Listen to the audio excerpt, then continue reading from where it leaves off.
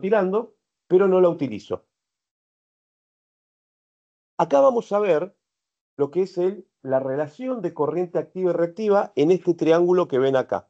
Ustedes van a poder, la potencia activa, que es la que yo termino utilizando para generar ese trabajo o ese proceso, y van a ver una corriente reactiva en forma, digamos, vertical, en forma normal a la corriente activa, que no es deseada. Y esto termina siendo el resultado de dos fenómenos eléctricos que yo tengo que mitigar.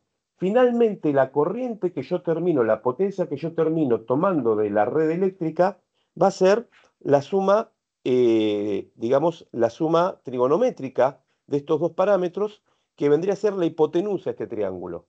Entonces ustedes van a ver que la potencia activa es la que yo necesito en este cateto, en el cateto inferior, y la potencia que termino consumiendo, aquellos que vieron muchas veces los kilovolt-ampere de los aparatos eléctricos que yo termino consumiendo, va a ser la hipotenusa del triángulo. Como ustedes saben, la hipotenusa es mayor a los catetos, y por eso lo que yo termino haciendo es consumiendo más energía de la que necesito.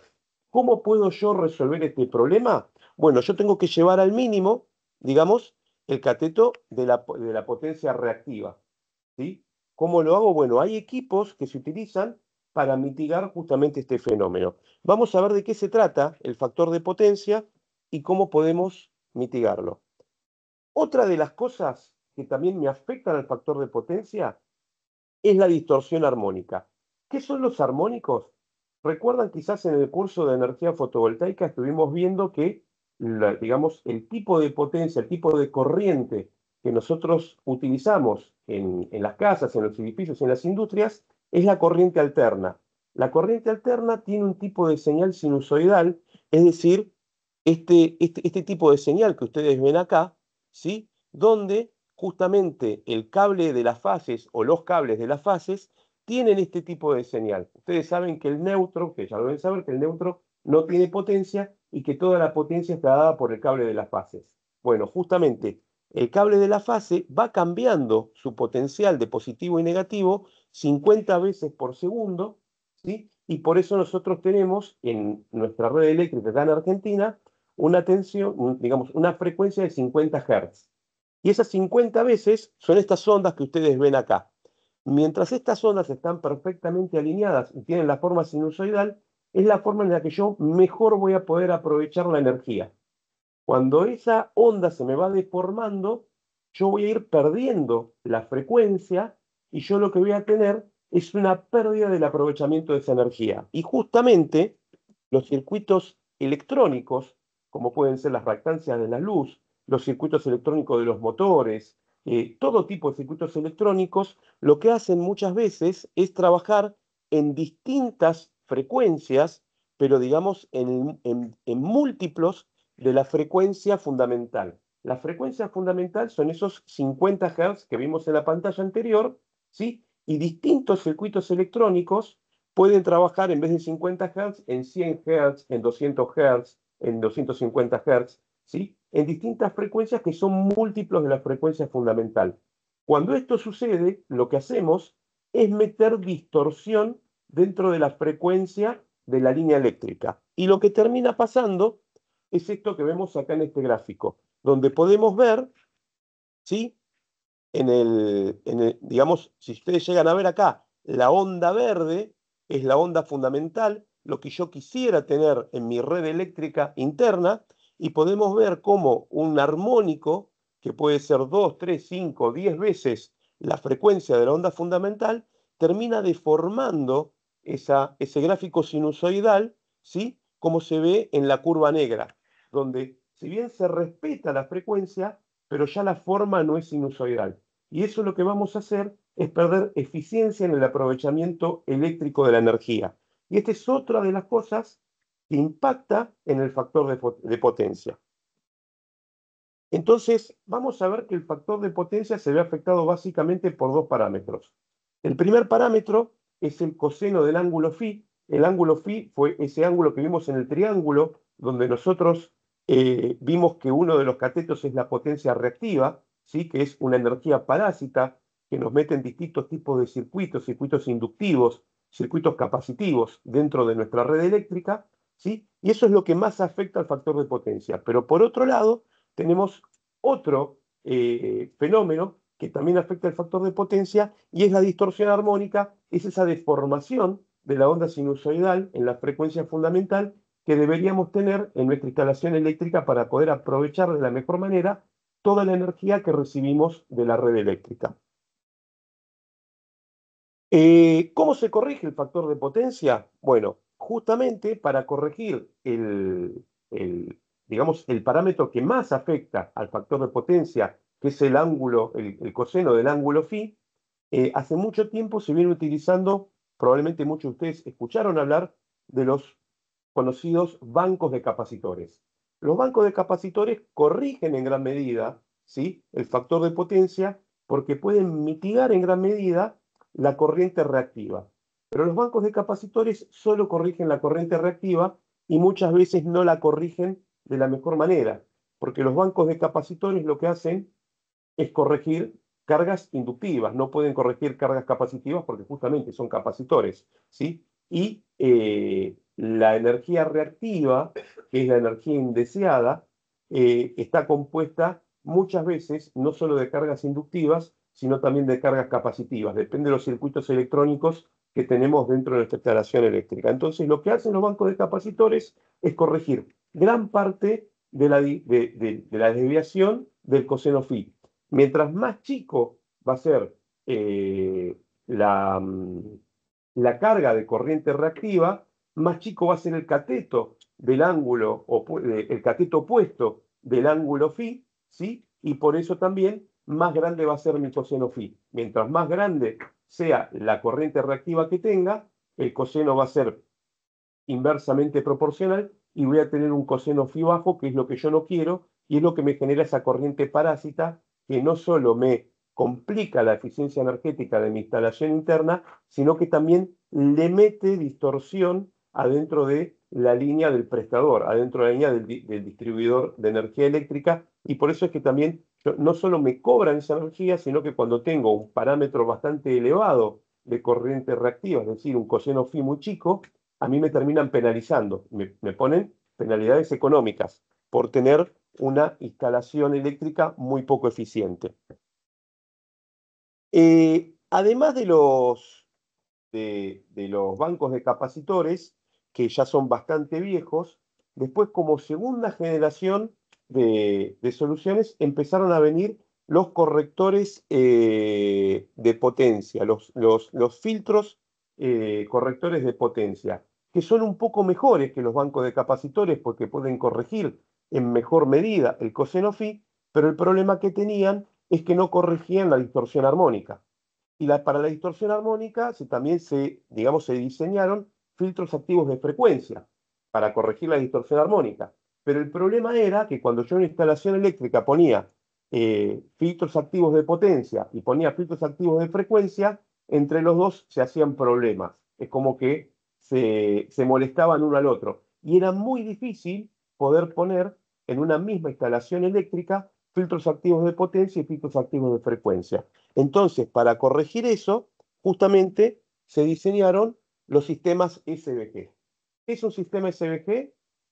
Justamente un sistema SVG es un sistema que tiene incorporado un corrector activo de potencia y un corrector activo de frecuencia, todo, digamos, coordinado por una computadora. De esta manera, lo que puede hacer este tipo de sistema es corregir de manera muy, muy eficiente, ¿sí?, tanto lo que viene a ser el coseno phi como la distorsión armónica total, que es lo que nos afecta finalmente al factor de potencia.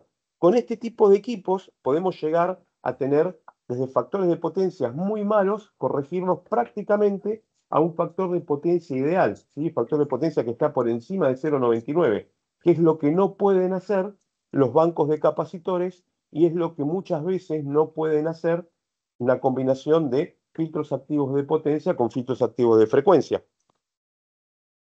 Acá yo lo que les marco, para que ustedes vean de una manera mucho más práctica, mucho más directa, cuáles son las diferencias en los puntos claves entre un sistema SVG y lo que puede ser un banco de capacitores. Por ejemplo, para un sistema SVG, siempre está en el punto de ajuste. Y en los bancos de capacitores tienen punto de ajuste aproximado. ¿Qué quiere decir esto? Que el sistema SVG va a poder corregir el factor de potencia prácticamente por completo, mientras que los bancos de capacitores lo van a poder corregir de manera parcial. Ejemplos prácticos. Si yo tengo un factor de potencia que puede estar en 0,83, probablemente un banco de capacitores lo pueda llevar a 0,96, 0,95, 0,97. Rara vez va a llegar a 0,99. Un SVG lo puede llegar a corregir a 0,998, probablemente a 1 directamente. Entonces siempre va a estar en el punto de ajuste exacto. El tiempo de respuesta de los SVG es muy superior al de los bancos de capacitores, porque los bancos de capacitores utilizan circuitos eléctricos convencionales, mientras que los SVG utilizan circuitos electrónicos con microprocesadores y con circuitos inversores, con lo cual el tiempo de respuesta de los sistemas SVG suele ser no mayor a 10 milisegundos y en todos los casos siempre menor a 20 milisegundos. Elimina las resonancias, los SVG, esto de la distorsión armónica. Los bancos de capacitores no lo hacen. Los SVG, como les había comentado, corrige tanto cargas inductivas como capacitivas, mientras que los bancos de capacitores solo corrigen las cargas inductivas. Corrige la distorsión armónica, ya lo habíamos dicho. Los SVG suelen ser equipos bastante más compactos y livianos que los bancos de capacitores. No están afectados por las variaciones de tensión, es decir, si yo tengo de repente una baja de tensión, el SVG al tener una computadora y estar sensando todo el tiempo la línea de entrada se puede ajustar a esas variaciones de tensiones, mientras que los bancos de capacitores no pueden hacerlo. Y después, la vida útil de los equipos SVG es muy superior, en muchos de los casos hasta el doble de los bancos de capacitores y no requieren mantenimiento. Otros beneficios que tienen estos tipos de equipos para mitigar la corriente reactiva y mejorar el factor de potencia es que reducen los costos operativos, ¿no? Porque al tener un sistema mucho más eficiente, evito de poner a veces cables de mayor sección para poder cubrir también la energía indeseada. Reducen las pérdidas por sobrecarga. Cuando yo estoy sobrecargando un cable, esto lo vimos también en las clases de energía fotovoltaica, cuando yo paso mucha energía por un cable, ese cable se calienta y pierde energía, ¿sí? Y mejora, por supuesto, al tener un sistema mucho más eficiente, mejora, por supuesto, la estabilidad de la tensión del sistema interno, lo que también hace que nuestros dispositivos electrónicos tengan una vida útil más larga, porque sufren menos, ¿sí? Acá lo que podemos ver es también una ventaja adicional que tienen algunos equipos SVG como los que comercializamos en Exo. Yo trato de no hacer de esto una publicidad o que parezca que estoy vendiendo un producto, pero bueno, puedo hablar de los equipos que yo conozco, que son los que tenemos en la empresa donde trabajo. Los SVG que tenemos en Exo además tienen una función adicional que está muy buena, que para instalaciones trifásicas, donde las cargas se dividen en las diferentes fases, muchas veces las cargas no están balanceadas. ¿Qué quiere decir? Yo estoy cargando más una fase que otra. Y esto no está tan bueno porque estoy exigiendo más a una fase de lo que exijo a otra. Estos equipos pueden hacer también balances entre fases. ¿Qué quiere decir? Si yo, por ejemplo, como pueden ver en la pantalla, acá capaz que de lejos no se ve, pero yo acá tengo una fase con 5 kilowatts de carga, la otra con 3,8 y la tercera con 6,7, entre las últimas dos tengo una diferencia de casi el 80%. Cuando yo activo el equipo, puedo ver como las tres fases se me estabilizaron en 5,2 kilowatts.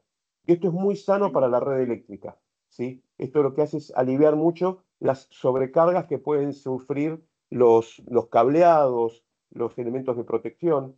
Sí. ¿Este balance de fases es algo predeterminado del sistema SVG o es algo que se debe configurar para... Está bien la pregunta. Este balance sobre fases es una función que tiene el equipo. Entonces, vos lo que podés hacer es activarla o no. Si vos la activás, el equipo automáticamente va a trabajar en balancear las fases. Si vos no lo activás, el equipo no lo va a hacer. Pero no puedo, como vos decís, no puedo calibrar, digamos, yo quiero que esta fase, no sé, de esta fase se consuma el 60%, de esta el 80% y de esta el 100%. Eso no lo puedo hacer. O lo prendo o lo apago. Ahora, cuando prendo esa función, el equipo va a buscar, digamos, la diferencia de potencia que hay entre las fases y la va a compensar. ¿Cómo lo va a hacer? va a tomar carga de la fase más cargada y la va a trasladar a la fase menos cargada. Es una tarea que no es para nada sencilla, y si este equipo no estuviera compuesto de circuitos inversores y de un microprocesador que pueda actuar muy rápido, no lo podría hacer. Porque lo que hace el equipo, literalmente, ¿te acordás que hace un par de pantallas vimos que la energía viene en una forma de frecuencia sinusoidal? Las fases están justamente desfasadas entre ellas, no están las tres alineadas, ¿sí? Entonces, lo que hace el equipo es tomar la frecuencia de una fase y trasladar esa carga a la frecuencia de otra fase. Y justamente como este equipo puede responder con un tipo de respuesta que es menor a 20 milisegundos, puede hacerlo. Porque en realidad la diferencia que hay de desalineación entre una fase y la otra justamente son 20 milisegundos. Por eso es que el equipo trabaja tan rápido y puede trabajar sobre balance entre fases. ¿Sí? Bien. Otra de las cosas que tienen estos equipos con respecto a los viejos bancos de capacitores, ¿sí? Básicamente lo que yo les voy a decir en esta charla, en este curso, es que estos equipos son muy superiores a los bancos de capacitores, que es hoy la tecnología que se está utilizando en la mayoría de los casos, y mi sugerencia es que vayan por este tipo de tecnología que es más eficiente, es mejor y van a poder lograr mejores resultados.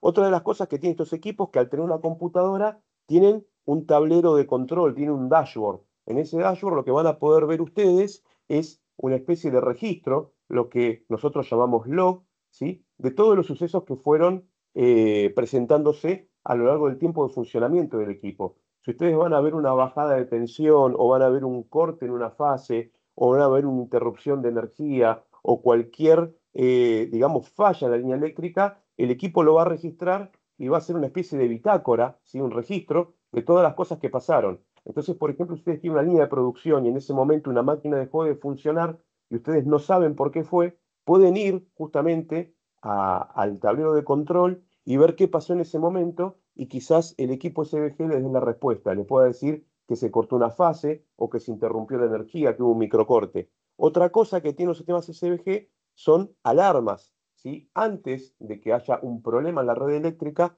probablemente el equipo CBG les pueda tirar una alarma y puedan hacer de alguna manera algún tipo de acción temprana para poder evitar algún problema mucho mayor, ¿sí? Así que realmente estos equipos tienen muchas ventajas. La presentación de estos equipos es de manera modular, ¿sí? No todo el mundo necesita la misma potencia y la misma cantidad de equipos. Nosotros lo que vamos a hacer es calcular, vamos a medir la corriente reactiva. Hay equipos que miden corriente reactiva. Vamos a medir la corriente reactiva del usuario y vamos a estimar la solución para adaptarse a esa corriente reactiva que tiene el usuario. Hay usuarios que son empresas chicas y pueden tener 30, 40, 50 kilobar de corriente reactiva, es algo bastante chico, y hay usuarios muy grandes que pueden tener varios cientos de kilobar o hasta varios megabar de corriente reactiva. Por ejemplo, hace no mucho tiempo fuimos a ofrecer este tipo de solución a la empresa Techin, a una de las plantas que tiene Techin en Valentín Alsina, y ellos justamente tienen 4 transformadores, en total tienen más de 8 megawatts de potencia, lo que consumen, es una empresa una metalúrgica muy importante, es mucha energía, y al tener procesos metalúrgicos, son procesos que generalmente generan mucha corriente reactiva, le hemos estimado a ellos soluciones de, de, de corrección de factor de potencia por más de 2 megabar, es decir, sería el equivalente a 2 megavatios de potencia, pero de corriente reactiva. Es un montón de corriente reactiva realmente, ¿sí? Estos equipos vienen en presentaciones con módulos de 50, de 30, 50, 75 y 100 kilobar, y en una misma torre, en un mismo sistema, podemos poner hasta 12 módulos trabajando en paralelo. Es decir, que un solo sistema puede llegar a corregir hasta 1200 kilobar de potencia. 1200 kilobar de potencia son 1200 kilovolt de amperes reactivos de potencia. ¿De acuerdo? Ventajas de este sistema, además de lo que vimos en la comparación con los bancos de capacitores. Bueno, la compensación de potencia reactiva total termina siendo siempre mayor a un coseno phi de 0,99. Es realmente una solución muy, muy buena para corregir corriente reactiva.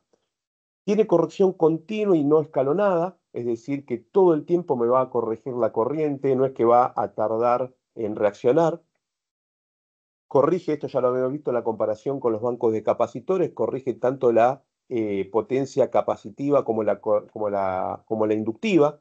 El tiempo de respuesta es en el orden, acá hay un error, no son microsegundos, son milisegundos, ¿sí?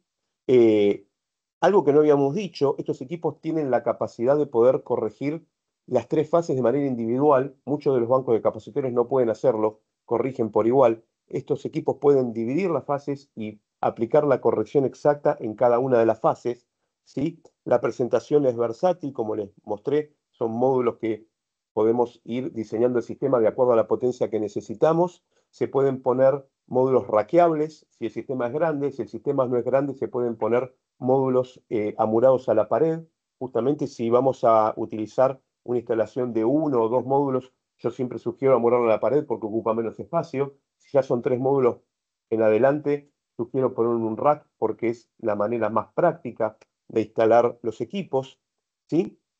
La compensación es ajustada, ¿sí? No genera correcciones excesivas, a veces los bancos de capacitores sí lo hacen, ¿sí? Se puede dimensionar de manera optimizada y tiene esto que comentábamos que no lo tiene ningún otro tipo de tecnología, que es la multifunción, donde no solo compensa el coseno phi, sino que también corrige la distorsión armónica total, ¿sí? Y también hace el balance entre fases. La distorsión armónica habíamos visto que son varios tipos de orden, le llamamos órdenes a eso que dijimos los múltiplos de la frecuencia fundamental, es decir, cuando son 100 Hz, que es el doble, es el orden 2, 150 es el orden 3, y así son varios órdenes. Este equipo tiene la capacidad de corregir hasta el orden 51, es un montón, con lo cual corrige toda la distorsión armónica posible. ¿Dónde se utilizan estos equipos mayormente? Bueno, en empresas de energía, industrias principalmente, parques de energías renovables, centros comerciales, empresas de servicio y también en usuarios en general, ¿sí? Bueno, esta es una ficha técnica del equipo, no nos vamos a meter en estas letras chiquititas.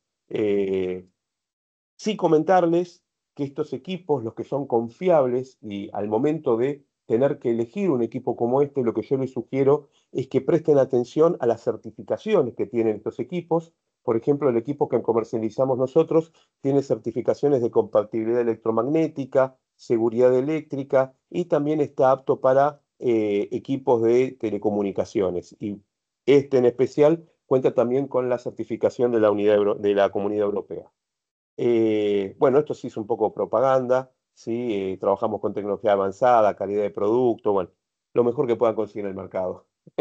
Eh, y hasta acá un poco la charla que iba sobre factor de potencia, distorsión armónica y cómo yo les sugiero corregir estos parámetros que nos afectan a la buena salud de la instalación eléctrica interna de los usuarios y que justamente impactan directamente, cuando esos parámetros no son buenos, en la eficiencia energética porque terminamos consumiendo energía que no necesitamos.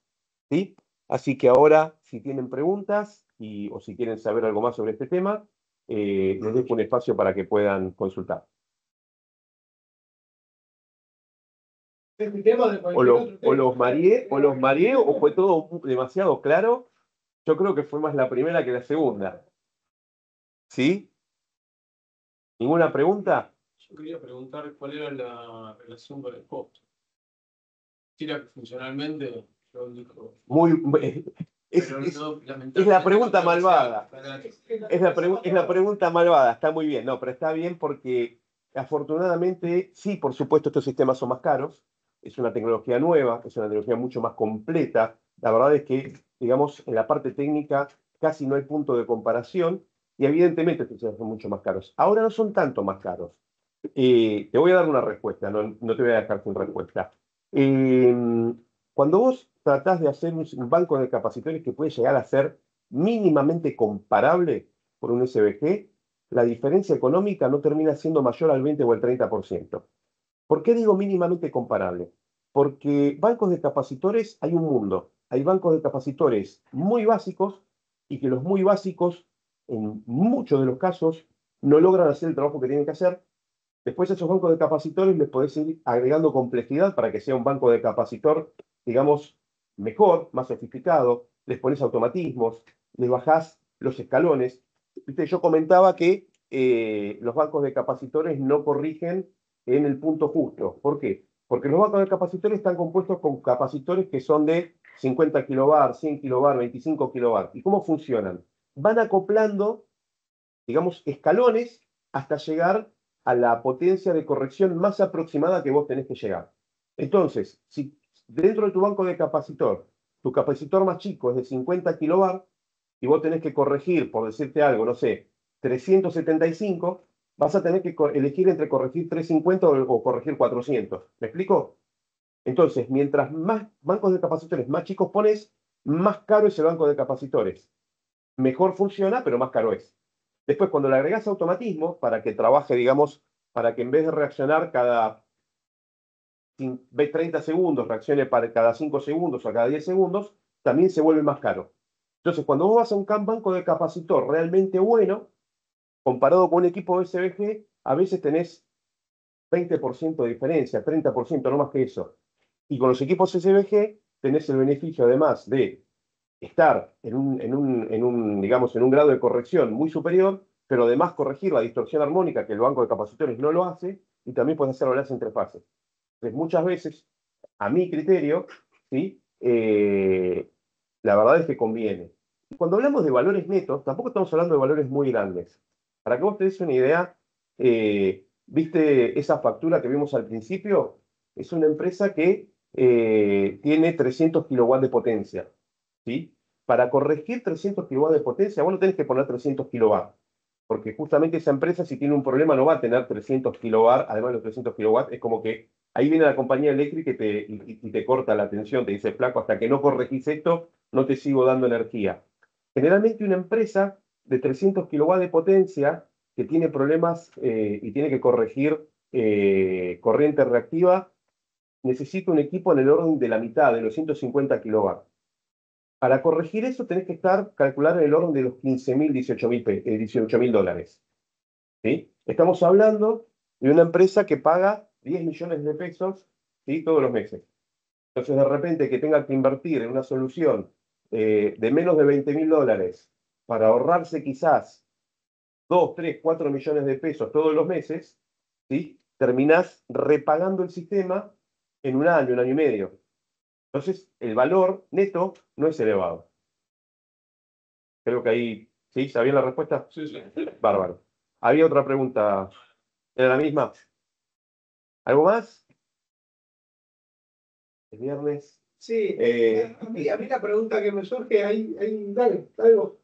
No quedó muy claro cómo se llega a este valor de 300 kilowatts, por ejemplo, de esta empresa, para a partir de ahí poder hacer todo este sistema y aplicarlo para Es correcto. Lo que acabo de decir es un general, por así decirlo. ¿Cómo hacemos? Pero a ver si yo creo que interpreto tu pregunta de esta manera. ¿Cómo puedo yo dimensionar qué sistema necesito para esta empresa que consume 300 kilowatt de potencia? Bueno, hay básicamente dos maneras. Hay una que es más correcta y otra que es más fácil. ¿Sí? La que es más fácil y muchas veces te sirve para tener como una especie de referencia inicial es la factura eléctrica. La factura eléctrica, vamos a agarrar la factura eléctrica, ya sea acá en Buenos Aires, tenemos Edenor y Edesur, y Edenor y todos los prestadores eléctricos te dicen cuánta energía reactiva consumió el usuario. Primero, esos 300 kilowatts de potencia que yo te digo, eso va a estar dado por el usuario. El usuario va a contratar una potencia X a la compañía eléctrica, que es la potencia que él necesita. ¿Cómo sabe qué potencia necesita? Bueno, básicamente porque conoce su consumo. Y cuando está bajo de potencia, la compañía eléctrica le dice, che, mirá, te pasaste de potencia, contrataste 200, consumiste 250, ahora te tengo que llevar a 280. Y lo lleva a una potencia contratada de 280. Dentro de la factura eléctrica, ¿sí? Todos los que no son usuarios particulares tienen, además del consumo, dos parámetros. Un parámetro se llama potencia contratada y potencia adquirida. La potencia contratada es lo que yo te contrato a vos como distribuidor eléctrico, ¿sí? Yo te contrato una potencia X, que pueden ser 30 kilowatts, 100 kilowatts o 1500 kilowatts, la potencia que yo creo que necesito. Y después la compañía eléctrica me va midiendo, me mide con el medidor. Me mide y me dice, mira, vos la verdad es que consumiste, vos me contrataste 250, pero el 15 de este mes consumiste 280. Vos podés tener, la compañía eléctrica te permite tener picos de consumo de menos de 15 minutos. Pero si vos ese pico de consumo excede los 15 minutos, ellos ya te dicen, vos tenés que ampliar tu potencia contratada y te la amplían sin preguntarte. Y esa ampliación te dura por lo menos 6 meses. Si en los próximos 6 meses vos bajaste la potencia, ahí podés pedir bajarla. La compañía eléctrica te cobra mucha plata por la potencia contratada. A veces los usuarios terminan pagando más plata por la potencia contratada que por el consumo. ¿Sí? Entonces, ahora, habiéndote explicado de dónde sale la potencia contratada, porque esta empresa, digamos, tenía 300 kilowatts de potencia, ¿sí? Basándonos en eso, viendo la cantidad de energía reactiva que consumió, podemos hacer una cuentita promedio, ¿sí? Que hay una pequeña fórmula, no la voy a explicar ahora, y podés saber cuánta energía reactiva pudo haber consumido el cliente en promedio. Y podemos basarnos en eso para sacar una referencia. Ahora sí, esta es la primera forma que yo te decía que era más o menos. Ahora, si yo quiero calcular la potencia reactiva que yo le tengo que corregir al usuario, lo que hay que hacer a nivel profesional es ir y medir. Tengo que ir y medir. Hay aparatos, así como vos, por ejemplo, podés medir la corriente común que pasa por un cable, hay aparatos especiales que te miden también la corriente reactiva. Entonces, lo que hacemos nosotros cuando le queremos hacer una propuesta a un cliente, tenemos equipos que dejamos en la instalación del cliente, los dejamos una semana, nos genera todo un log, nos genera toda una lectura, eso después lo llevamos a la computadora, hacemos una tablita y vemos cuánto es lo que él consumió de corriente reactiva, ya con la medición. Y con esa medición le decimos, bueno, mira, por lo que vos consumiste, necesitas un SVG de 250 kilowatts. Y ahí sí tenés realmente la medida que necesitas para corregir la potencia reactiva de un cliente determinado. ¿Sí? Por favor. Ya, voy a dejar de compartir acá. Ahí está. ¿Alguna pregunta más? No sé si hay preguntas en la gente que está de manera remota.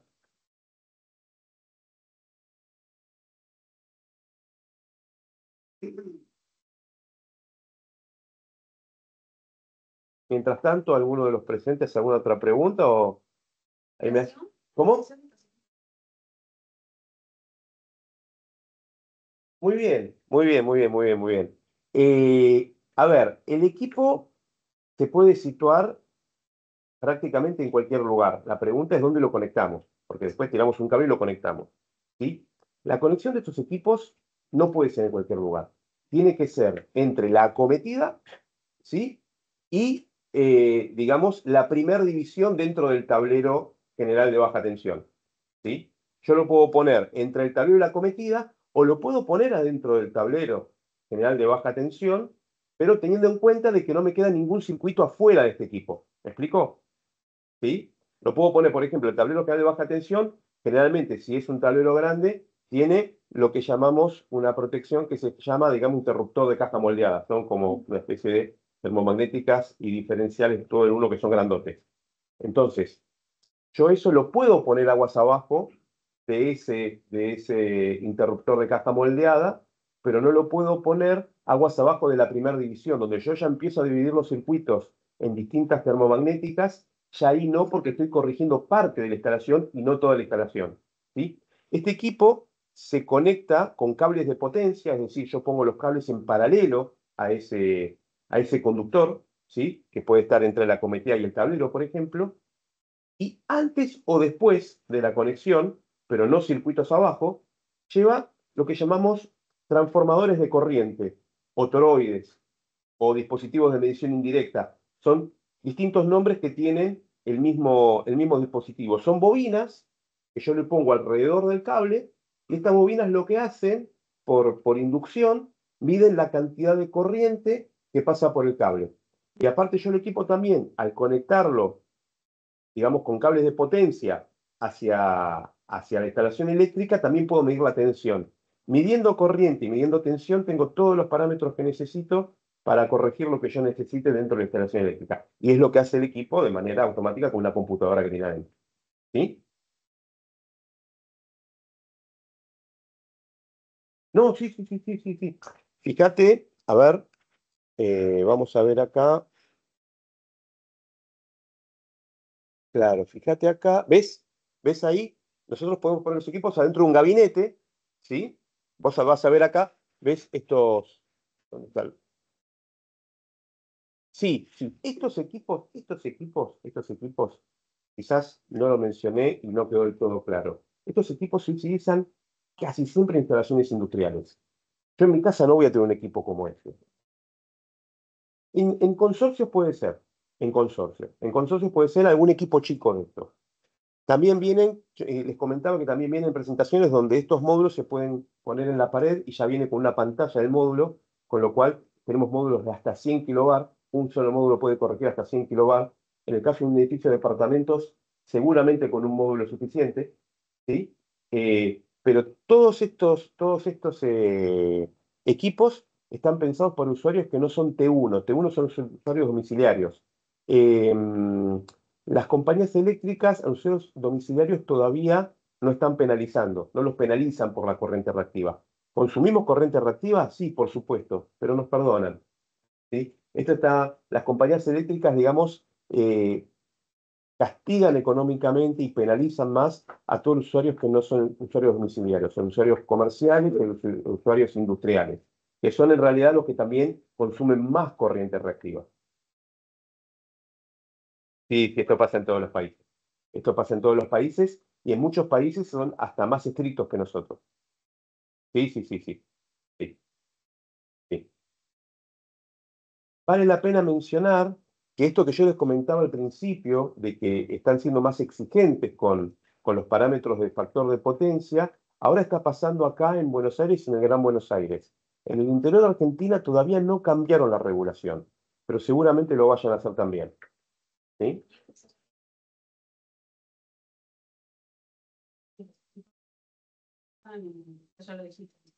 No, está bien, sí, lo comenté. A ver, el mero hecho de utilizar energía eléctrica, vos podés inyectar, por utilizarla, este tipo de corriente parásita. Cuando yo utilizo ahora, más que nada, con los circuitos electrónicos, ¿sí? Los circuitos electrónicos, los motores, las resistencias de las lámparas, lo que hacen es, al tomar la frecuencia de la red eléctrica, un poco la van distorsionando y la van cambiando. Es como una corriente parásita que viene hacia atrás, por así decirlo. ¿Sí? Y eso es lo que genera. ¿Qué es lo que genera la potencia reactiva y la distorsión armónica? Justamente el uso de la energía por equipos que no son eficientes. Puede ser un lavarropas, puede ser un aire acondicionado.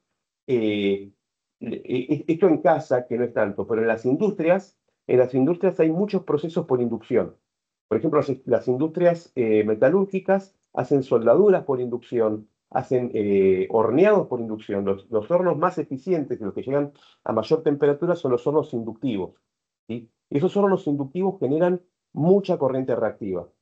¿Sí? Por eso también está más focalizado todo este tipo de soluciones en industrias y por eso también el cambio digamos, el cambio de normativa hoy está más orientado en lo que es la parte industrial, porque los procesos de producción son los que más afectan a el factor de potencia. Cuando yo tengo maquinaria pesada, esa maquinaria, ¿sí? Genera campos electromagnéticos, genera todo tipo de emisiones eléctricas no deseadas, que es como que vienen por el cable, es como que viajan al revés, no sé dónde va la corriente, y me alteran todo lo que viene a ser la frecuencia, esa frecuencia fundamental de forma sinusoidal sana que nosotros vimos para poder darle el mayor aprovechamiento a la energía eléctrica, me la termina afectando.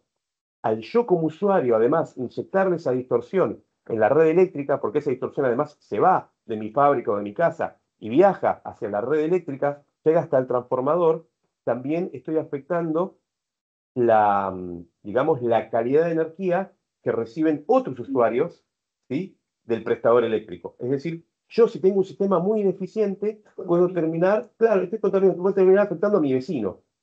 Y por eso es que me multan. ¿Sí? No, no solo me cobran ese exceso de energía, sino que también me terminan multando. ¿Sí? ¿De acuerdo? Bueno, Mariano, ¿querés comentar algo más vos? no, a mí la consulta que me surgía, pero Yo con el horario cumplí, te dije, mira, fantástico. media hora. Al final de la clase anterior, disculpa, no estoy en mi país.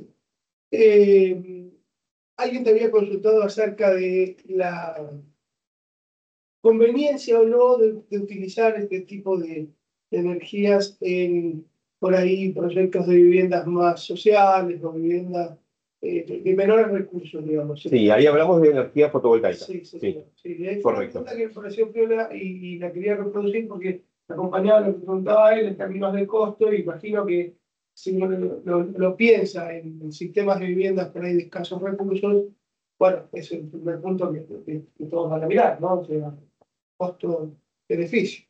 Correcto. A ver, vamos a dividir un poco. Estos sistemas para viviendas, yo hoy no pensaría en estos sistemas para viviendas. Sí en sistemas fotovoltaicos, sí en sistemas de generación de energías renovables para viviendas. Me consultaba una de las asistentes al curso la semana pasada sobre qué pensaba yo de incluir paneles fotovoltaicos para viviendas sociales, porque en las viviendas sociales, en muchos de los casos, y he tenido experiencia en trabajar con eso, el que usa la vivienda no paga el servicio eléctrico, porque justamente está en una situación de que no puede pagar la energía. Entonces, ya que esa persona no puede pagar la energía, ¿por qué no ponerle paneles fotovoltaicos? Así el costo de la energía termina siendo menor. Yo lo que comentaba era que yo había tenido experiencia con un proyecto que se llama PERMER, que dota de paneles solares a viviendas, de sistemas muy sociales. Cuando hablamos muy sociales, es que muchos de los sistemas ni siquiera alcanzaban para una heladera, porque es gente que vive en el norte de Argentina, en lugares como algunos lugares de Jujuy, de Chaco, donde viven, no tienen energía eléctrica, no tienen energía eléctrica. Entonces el PERMER es un programa a través de una fundación, de un banco internacional, ahora no me acuerdo muy bien cómo es, que les da a esta gente un sistema de energía eléctrica dentro de sus casas que es muy, muy básico para que ellos tengan una luz a la noche y puedan cargar, pueden escuchar la radio, por ejemplo, porque es lo que llega a esas zonas. De hecho, me llamó la atención viajando por Abrapampa, de Abrapampa, creo, a Susques, bien norte, bien Puna, ver, perdón, la expresión, un rancho, Sí, con por un panel solar. arriba, sí. Son estos sistemas de PERMER que tienen generalmente, son sistemas que tienen entre 250 y 500 watts. ¿Sí? Para que ustedes se den una idea, una heladera consume 450 watts. Así que entre 250 y 500 watts no tenés mucho para mover una heladera. Entonces, ¿qué es lo que tienen? Tienen algunas luces, tienen para cargar el celular, porque eso sí, tienen para cargar el celular, y una radio, por ejemplo. Y estos sistemas, lo que le comentaba a, a esta participante del curso, es que una de las cosas que a mí me pareció muy, muy piola, es que son sistemas en baja tensión. ¿Qué quieren decir en baja tensión? Son sistemas que andan a 12 volts, como una batería de auto. Y utilizan corriente continua, no utilizan este tipo de corriente alterna. ¿Qué es lo que tiene de bueno eso? Que cualquier macana que se pueda mandar el usuario de ese sistema no pasa nada. Porque eso no, digamos, la descarga eléctrica que puede generar eso es mínima, casi no genera ni dolor. O sea, no termina siendo un riesgo ni para las cosas ni para la seguridad de la persona. Si nosotros ponemos, y esto es lo que yo le comentaba la semana pasada a la participante, si nosotros ponemos un sistema de paneles solar convencional como el que utilizamos en la ciudad, estos sistemas de paneles solares hoy, por la tecnología que utilizan, tienen tensiones que son inclusive más elevadas que la tensión que tenemos en el tomacorrientes, ¿sí? Son sistemas que funcionan a 400, 500 voltios, a veces más. Y si nosotros creemos que esta persona, porque a veces pasa, va a tratar de interactuar con la instalación, aunque no debería, puede ser un riesgo para la persona. Muchas veces pasa eso, porque la persona pensando que le puede sacar mayor provecho o que puede utilizar esa energía para cargar la batería del auto, por decir algo, termina, disculpen la expresión, pero metiendo mano donde no tiene que meter, ¿sí? Y termina a veces en un daño mucho mayor, ¿no? Pudiendo tener un daño a la salud o incluso a la integridad de la vida de la persona, porque realmente son cargas eléctricas grandes las que pueden manejar estos tipos de sistemas de energía solar. Entonces yo les decía, si vos pensás que donde vas a poner este sistema fotovoltaico, la persona va a tratar de tocar un cable, de colgarse ahí para algo, yo te diría que no lo hagas. Económicamente te conviene, porque hoy los sistemas fotovoltaicos que están bien dimensionados, están bien instalados, con las tarifas que tenemos en Buenos Aires, que son inferiores a las que están en el interior, se terminan repagando en 3 años. Entonces, hoy un sistema como los que vimos on-grid, recuerdo vimos 2 tipos de sistemas, on-grid y off-grid. Off-grid es más caro, sirve para otra cosa. Pero el on-grid que nosotros lo utilizamos para tener un rédito económico, son sistemas que se terminan repagando en 3 años. Y son sistemas que duran 25 años. Entonces, la cuenta es sencilla. O sea, yo lo repago con la energía que me ahorró ese sistema durante 3 años y me quedan más de 20 años de energía gratis. ¿Sí? Económicamente, hoy, a los precios que están los sistemas fotovoltaicos que bajaron muchísimo y al precio que está el costo de la energía eléctrica, que subió bastante en los últimos años, entonces hoy la ecuación económica da muy favorable para la instalación de paneles solares fotovoltaicos. Pero no es lo único que tenemos que ver. Lo único que tenemos que ver no es si es negocio o no es negocio, sino que también tenemos que ver temas como este, ¿no? Donde vamos a poner un panel solar fotovoltaico, si en ese lugar es seguro ponerlo. ¿Sí? Por ejemplo, nosotros hemos instalado paneles solares en techos de colegios. Acá en Capital Federal instalamos en 4 colegios, ¿sí? Paneles solares. Y una de las cosas que hablamos con la gente del colegio es, le dijimos, mira, nosotros instalamos los paneles solares, pero a partir de que instalamos paneles solares, la azotea tiene que quedar inaccesible para toda persona que no sea persona idónea. Es decir, tu gente de mantenimiento sí, pero no pueden subir chicos a hacer, no sé, por decir una pavada. Si tienen que hacer un ensayo de germinación, no puedes decirle al chico que venga con el frasquito, con el papel secante y el poroto a ponerlo al lado del panel solar. Porque si toca un cable o algo, es un riesgo. ¿Sí? Entonces hay que tener también cuidado con eso, ¿no? ¿Sí? No quiero tampoco temorizarlos. Las instalaciones de energía solar, si se hacen correctamente, son instalaciones muy avanzadas, con materiales de muy buena calidad, con materiales muy seguros. Si se instala muy bien, puede pasar cualquier tipo de cosa y no es un riesgo para nadie. El problema está, como en cualquier lugar, donde alguien que no sabe tocar, quiere tocar. Ese es el problema. Y eso pasa con energía solar fotovoltaica, eso pasa, ustedes saben muy bien, con energía convencional, eso pasa con gas, eso pasa con cualquier tipo de infraestructura o cualquier tipo de instalación que puede envolver algún tipo de riesgo. Cuando alguien que no conoce cómo se tienen que hacer las cosas trata de manipular, puede convertirse en un riesgo. Entonces es algo que también hay que tomarlo en cuenta. ¿Sí? Como que alguien que no sabe manejar quiera manejar un auto. ¿Sí? ¿Alguna pregunta? Muchas gracias. Gracias a todos.